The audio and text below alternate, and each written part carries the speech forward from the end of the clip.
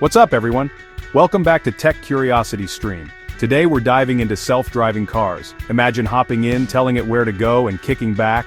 You could read, watch shows, or even nap while your car drives. It's a wild thought, but it's rapidly evolving. Cars that drive themselves, navigating without a human hand. Major companies are pouring billions into making this a reality. How does it work? Is it safe? When will we have one? It promises fewer accidents, less congestion, and more free time. Self-driving tech could give us that time back. If you're new, subscribe and ring the bell so you don't miss out. So, buckle up, or maybe you won't have to for much longer. Let's get into it. Alright, so what's the plan for today? We're going to break down this massive topic into easy-to-understand pieces. First, we'll start with the basics. What even a self-driving car? You've probably heard terms like autonomy and driver assist, but what do they really mean? We'll demystify the different levels of self-driving technology, from the simple cruise control you might already have in your car, to the holy grail of full automation where the car does absolutely everything. Understanding these levels is key to grasping where the technology is today and where it's headed. It's a roadmap for our entire discussion. Next, we'll pop the hood and look at the magic that makes it all happen. This is the core of it all. How do these cars actually work? We'll explore the incredible array of sensors they use to see the world around them. We're talking about high-definition cameras, radar systems that can see through bad weather, and something called LiDAR, which is like the car's superpower. It uses lasers to build a real-time, three-dimensional map of its surroundings. It's some seriously impressive hardware, but the hardware is only half the story. The real brain behind the operation is the artificial intelligence. After we understand the tech, we'll take a quick trip back in time. The dream of a self-driving car isn't new. In fact, people have been experimenting with this idea for decades. We'll look at the history, from the earliest clunky prototypes to the major breakthroughs that brought us to where we are now. We'll talk about the pioneering companies and the brilliant minds who have pushed the boundaries of what's possible. This historical context is super important because it shows us just how far we've come and helps us appreciate the scale of the challenge. Finally, we'll zoom out and look at the bigger picture. What are the real-world implications of this technology? We'll dive into the good, the bad, and the genuinely surprising. We'll talk about the massive potential benefits like improved safety and accessibility for people who can't drive. But we'll also tackle the tough questions and concerns like job displacement and ethical dilemmas. And of course, we'll look at what the future holds. Are we years or decades away from a driverless world? Stick around because we're going to cover all of that and more in today's episode. So let's start with the basics. What do we mean by self-driving car? At its core, a self-driving car, also known as an autonomous vehicle, is a vehicle that can sense its environment and move safely with little or no human input. It's more than staying in a lane, it can handle the entire dynamic driving task. Many modern cars have features that are stepping stones towards full autonomy, called Advanced Driver Assistance Systems, or ADAS. They don't make your car self-driving. A true self-driving car aims to completely remove the human from driving. The goal is a car where you are just a passenger. It perceives the world, makes decisions, and physically controls the car to get you there safely. It's the difference between having a helpful co-pilot and a fully qualified chauffeur made of silicon and code. A fully self-driving car is like a genius mathematician who does the entire assignment for you. It takes complete control and responsibility for the journey. To make sense of this transition from driver assist to full self-driving, experts came up with a handy scale. It's called the SAE Levels of Driving Automation, created by the Society of Automotive Engineers. This scale has 6 levels, from level 0 to level 5, and it's become the industry standard for talking about this stuff. It's a really useful way to cut through the marketing hype and understand exactly what a car can and can't do. Knowing these levels helps you see where the technology is right now and what the next steps on the journey to a fully driverless future actually look like. It's the roadmap for this whole technological adventure. Let's start at the bottom. Level 0 is basically your old-school car, no automation at all. The human does everything: steering, braking, accelerating, everything. Level 1 is where we see the first hint of automation, like that adaptive cruise control we mentioned. The car can help with one thing, either steering or speed, but not both at the same time. Level 2 is what many new cars have today. It's often called hands-off driving. The car can control both steering and speed simultaneously, like Tesla's Autopilot or GM's Super Cruise. But here's the catch: you, the driver, must stay fully engaged, monitor the environment, and be ready to take over instantly. This is where it gets really interesting. Level 3 is eyes-off automation. In certain specific conditions, like a traffic jam on a highway, the car can handle all aspects of driving and you can actually take your eyes off the road. You could watch a movie or answer emails. However, the car might still ask you to take over if it runs into a situation it can't handle, and you need to be ready to do so within a certain time frame. This level is tricky because it involves a complex handover of control between the car and the human, which is a huge engineering and safety challenge. Finally, we get to the sci-fi stuff. Level 4 is mind-off automation. In a specific predefined area, known as a geo-fenced zone, the car can do everything. If it encounters a problem it can't solve, it won't ask you to take over. It will safely pull over and stop on its own. You could literally take a nap. Waymo's Robotaxi service in Phoenix operates at this level. And the ultimate goal, the peak of the mountain, is level 5. This is full automation anywhere, anytime, under any conditions. No steering wheel, no pedals, you just get in and go.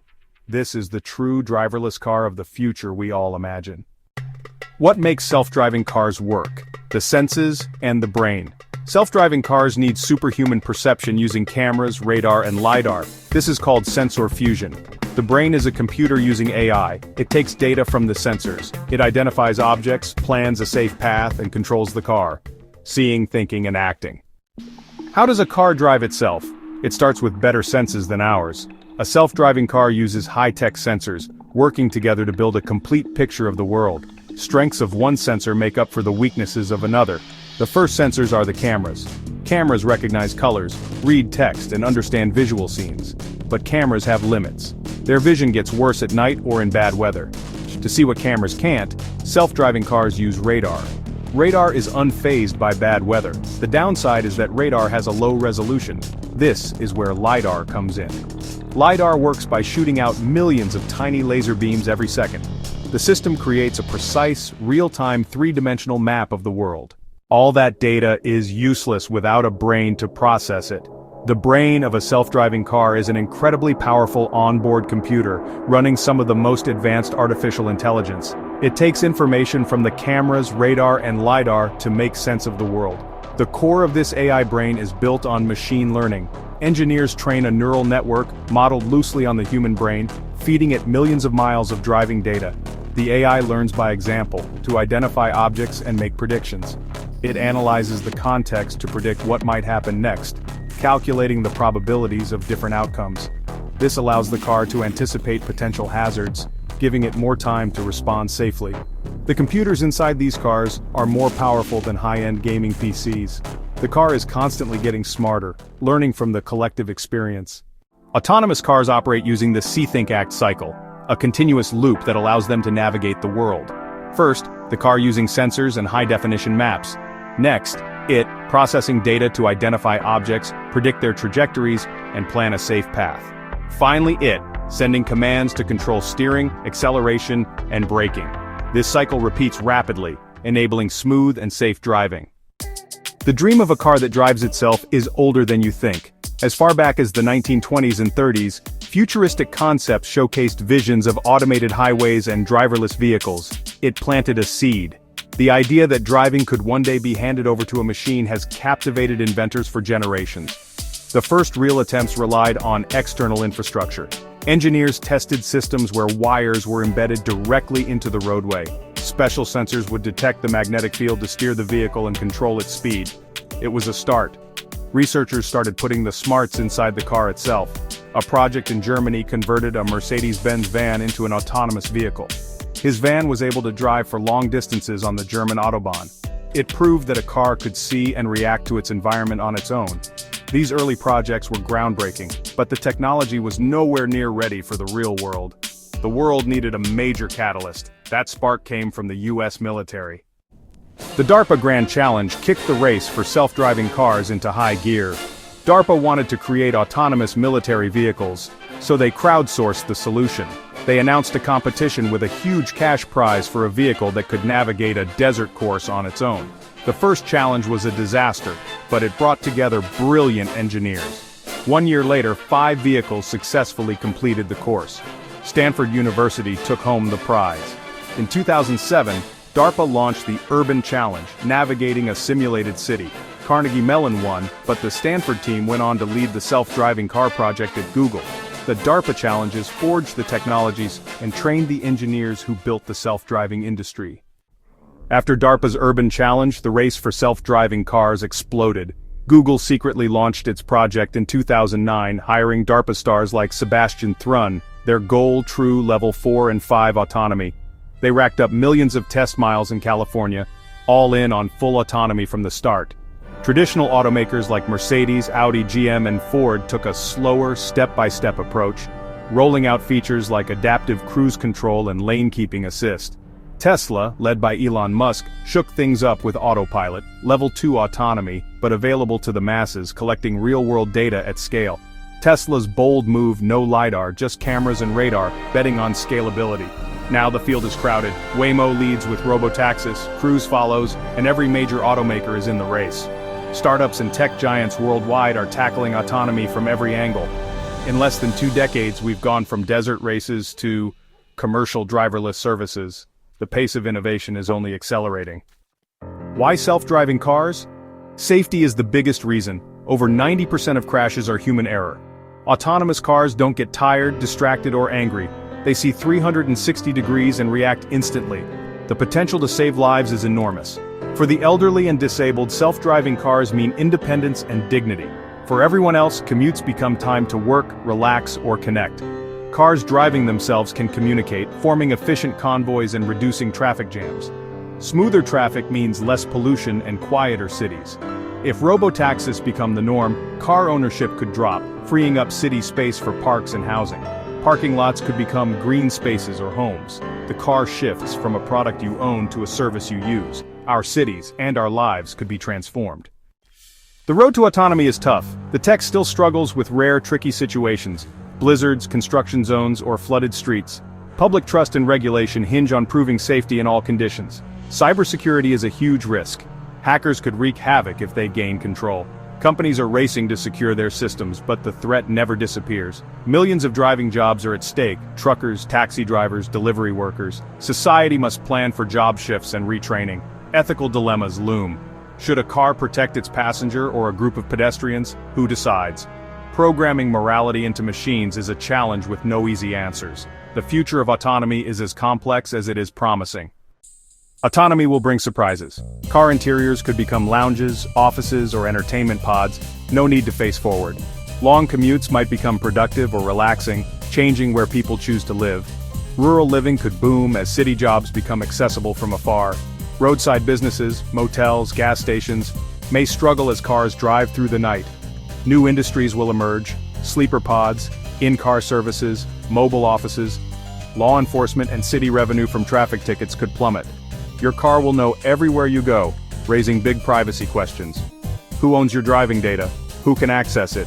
The ripple effects will reach every corner of society. Let's bust some myths. Self-driving cars aren't arriving everywhere tomorrow. Level 5 is still a huge challenge. Most self-driving cars today are really advanced driver assist. You still need to pay attention. Overestimating these systems has led to tragic accidents. Traffic won't vanish overnight. Human drivers and autonomous cars will share roads for years. True traffic benefits come only when most cars are autonomous and connected. Early self-driving cars will look like regular vehicles, not sci-fi spaceships. Familiar designs help with public acceptance and regulation. Radical, driverless interiors will come later once the tech is proven. For now, the revolution is happening under the hood, not on the outside. So, what does the immediate future look like? Let's talk about the next 5 years. Don't expect to buy a car that can drive you anywhere, anytime. That's still a long way off. Instead, the progress you'll see will be focused on 2 very specific areas: robotaxi services in more cities and much more capable highway driving systems in cars you can actually buy. First, let's talk about robotaxis. Companies like Waymo and Cruise are already operating fully driverless ride-hailing services. On the other track, for the cars you can actually own, the focus will be on mastering the highway. This is where we'll see major advances in Level 2 and the first real introductions of Level 3 systems. This will be the first taste of true autonomous freedom for the average consumer. Looking beyond the next 5 years, the journey gets a lot more challenging. The ultimate goal is Level 5 autonomy, a car that can drive anywhere a human can, under any condition, with no limitations. This is the holy grail, but getting there requires solving some incredibly difficult edge cases. One of the biggest technical hurdles is weather. Extreme weather can still degrade the performance of both cameras and LiDAR. If the car can't see, it can't drive safely. Another major puzzle is regulation and public acceptance. Before we can have millions of autonomous cars on our roads, we need a clear legal framework and broad public trust. Companies will need to prove that their systems are significantly safer than human drivers. Ultimately, the path to Level 5 will likely be a slow, iterative process of continuous improvement. The final 1% of the journey to full autonomy is by far the hardest. So let's fast forward. Imagine a world, maybe 20 or 30 years from now, where Level 4 and 5 cars are common.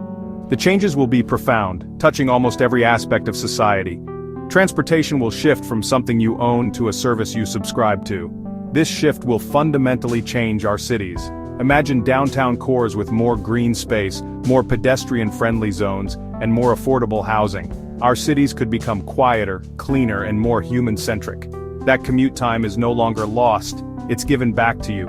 It will also unlock incredible mobility for people who can't drive today. It's about a fundamental rewiring of our economy, our cities, and the very fabric of our daily routines. That is the fascinating world of self-driving cars. We've covered a lot, so let's recap. We started with the basics, breaking down self-driving cars and demystifying levels of autonomy. We explored the car's superhuman senses, cameras, radar, and LiDAR, and the AI brain that makes sense of the data. We looked at the major players and the potential benefits, and what's next on the horizon: robotaxi services and eyes-off highway driving. The journey to a fully autonomous world is a marathon, but it's well underway.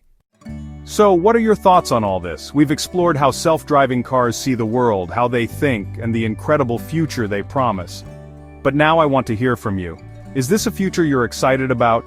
Would you be comfortable getting into a car with no driver and letting it take you across town? What are the biggest benefits you see, or what are the biggest concerns that are on your mind? The conversation around this technology is just as important as the technology itself, and everyone's perspective adds a valuable piece to the puzzle. Drop your thoughts down in the comments below. I'll be reading through them and jumping into the discussion.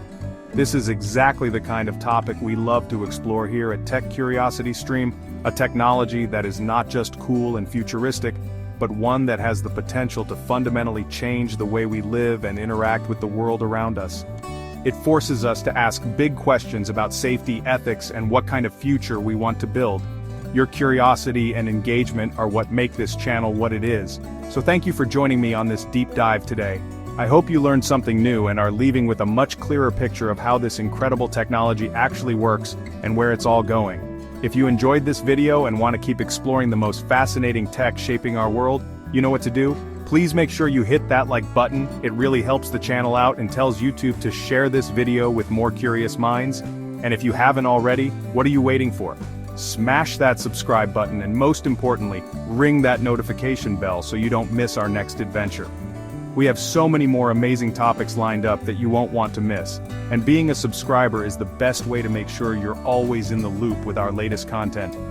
Thank you once again for watching and for being part of this amazing community. Your support means the world and allows us to keep digging into these fascinating subjects. We are passionate about making technology accessible and understandable for everyone, and we're thrilled to have you along for the ride. We'll be back soon with another video to feed your curiosity. It's been awesome having you here. See you in the next video. Until then, stay curious.